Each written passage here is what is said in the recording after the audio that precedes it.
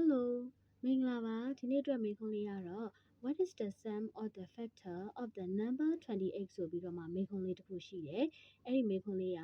28ရဲ့ factor တွေရဲ့ sum ပေါင်းလက်ဆိုပြီးတော့မှသူကပြောထားတာအဲ့တော့ဒီမှာသိရမယ့်အချက်လေးနှစ်ချက်ရှိတယ်အဲ့ဒါပါလဲလို့ပြောရင်ပေါင်းလက်ရဲ့နောက်တစ်ခုက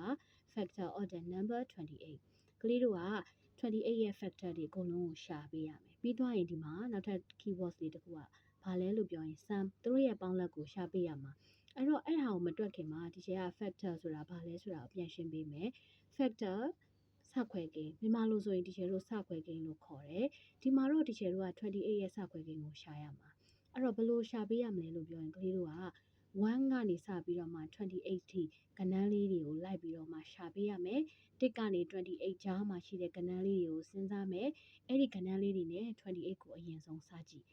ည့်လို့ပြတ်သွားတယ်ဆိုရင်ဒီကျတို့သူ့ကိုစခွဲကိန်း28ရဲ့စခွဲကိန်းလို့ခေါ်တယ်ဆိုတော့ကလေးတို့အများကြီးရှာရမှာเนาะအဲ့တော့1ကနေ28ကြားဆိုတော့ဒီချက်စဉ်းစားကြည့်လိုက်တော့1လဲစားလို့ပြတ်နိုင်တယ်လीเนาะ28ကလည်း28ကိုပြန်စားရင်0ဖြစ်တာပဲစားလို့ပြတ်နိုင်တာဆိုတော့ဒီချက်တို့ကနှစ်ခုတော့ရပြီအဲ့တော့ဒီချက်ဒီမှာအရင်ဆုံး example တွက်ကြည့်ကြည့်မယ်28ကိုဒီချက်ကဘာနဲ့စားကြည့်မလဲဆိုရင်28နဲ့ပဲပြန်စားမယ်ဆို28 times 1ဆိုရင်ဒီချက်တို့ဘယ်လောက်ရမလဲဆိုရင်28ဒီမှာစားလို့ပြတ်တယ်ဒါဆိုဒီချက်1နဲ့ပြန်စားကြည့်ရင်ရော28နဲ့1နဲ့စားကြည့်မယ်ဒါဆို1 times 2ဆိုဒီမှာ2နှုတ်လိုက်မယ်1 times 8ဆိုဒီချက်တို့ဒီမှာ8ရတယ်ဒါဆိုရင်ချက်တို့ဒီမှာပြန်ကြည့်လိုက်မယ်ဆိုရင်လေချက်တို့ဒီ t ကိန်းလေးကိုလိုချင်တယ်ဆိုရင်ချက်တို့ဒီ28နဲ့1နဲ့မြောက်လိုက်မယ်28 times 1ဆို1ဒီမှာလဲဒီလိုပဲ28ကိုလိုချင်တယ်ဆို1 times 28လေး t ကိန်းကိုလိုချင်တယ်ဆိုရင်ချက်တို့ဒီနှစ်ခုကိုမြောက်လိုက်ရင်ပြန်ရတာဟုတ်ဆိုတော့ချက်ကဒါဆိုရင်ဒီချက်သိသွားပြီပေါ့ဒီချက်တို့28ရတဲ့အလီတွေကိုလာရှာနိုင်တယ်ဆိုရင်သူ့ရဲ့စခွဲကိန်းပဲအဲ့တော့တေချာပို့ပြီးတော့တေချာသွားအောင်ဒီချက်က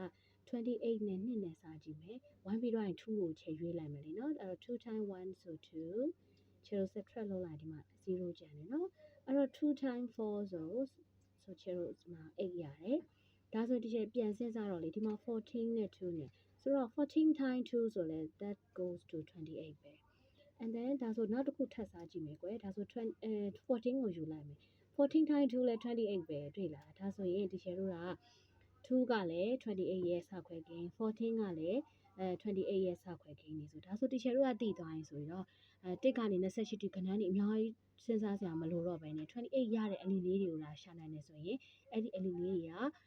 28ကိုစားလို့ပြတ်တယ်သူ့ရဲ့စခွဲကိန်းနေဆိုတာချေတို့ shortcut လေးကိုလည်းတည်သွားပြီဒါဆိုရင်ချေတို့စပြီးတွက်ကြည့်မယ်အဲ့တော့အရင်ဆုံးဒီချက်စဉ်းစားလိုက်တဲ့ LED ကဘာတွေလဲဆိုတော့28 times 1 28တက်လီ28လီနော်အဲ့ဆိုဒီချက်ကအရင်ဆုံး28လေးကိုယူလိုက်မယ်ပြီးတော့သူ့ရဲ့စခွဲကိန်းကိုစဉ်းစားလိုက်တဲ့အခါမှာ1 times 28ဒါဆိုရင်2ကလည်း1ကလည်း28ရဲ့စခွဲကိန်း28ကိုယ်တိုင်ကလည်းသူ့ရဲ့စခွဲကိန်းဖြစ်နေတာကိုခလေးတို့တွေ့ရလိမ့်မယ်အဲ့ဒါအရင်လွယ်ဒါဆိုဒီချက်တို့ကကိန်းတစ်ခုရဲ့စခွဲကိန်းလို့ပြောလိုက်ပြီဆိုတာနဲ့2ကိုယ်တိုင်နဲ့1နဲ့ပေါ့နော်โอเคဒါဆိုနောက်တစ်ခုထပ်ရှာကြည့်အောင်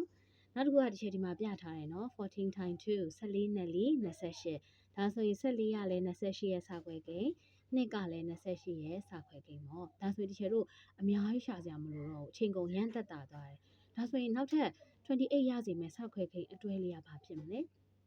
အဲ့တော့အလီလေးရရဆိုရင်ခလီတို့ကတန်းဖြေလို့ရတယ်ဘာနဲ့ဘာနဲ့မြောင်28ရတယ်စဉ်းစားကြည့်လိုက်โอเคဟုတ်တယ်နော်ဘာနဲ့ဘာနဲ့လဲဟုတ်ပါတယ်7 times 4 so we got 28ဒါဆိုတီချယ်တို့က28ရဲ့စခွဲကိန်းနဲ့အကုန်ရသွားပြီဒီမှာထူးခြားတဲ့တစ်ချက်ကိုတစ်ချက်ပြောပြမယ်28ရဲ့စခွဲကိန်းဆိုပြီးတော့မှ28ထက်တော့ကြီးမလာနဲ့နော်အဲ့တော့စခွဲကိန်းက28ရဲ့စခွဲကိန်းလို့ပြောရင်1နဲ့28 1လဲပါတယ်28လဲယူလို့ရတယ်အဲ့ဒီကိန်းကြီးဂျာဝကအပြည့်ကိန်းတွေကိုပဲတစ်ချက်တို့ကစဉ်းစားရမှာတူထက်ကြီးတာ28ရဲ့စခွဲကိန်းကဘလို့မှမဖြစ်နိုင်ဘူး it doesn't make sense လေနော်လုံးဝမဖြစ်နိုင်ဘူးဒါဆိုရင်တစ်ချက်တို့သိသွားပြီ28ရဲ့စခွဲကိန်းလို့ပြောရင်28အထိပဲရမယ်28ထက်ကြီးလို့မရဘူးဒါဆိုရင်ချေတို့ကဒီမှာဘယ်နှလုံးတွေ့လဲဆို6ခုတောင်တွေ့တယ်ဆိုတော့အဲ့ဒါဆိုရင်ချေတို့က the sum of the factor ဆိုပြီးတော့မှချေတို့ပေါင်းလိုက်မယ်အဲ့တော့ပေါင်းတာတော့ကွက်ကိုပေါင်းလိုက်ပါနော် thank you ပါ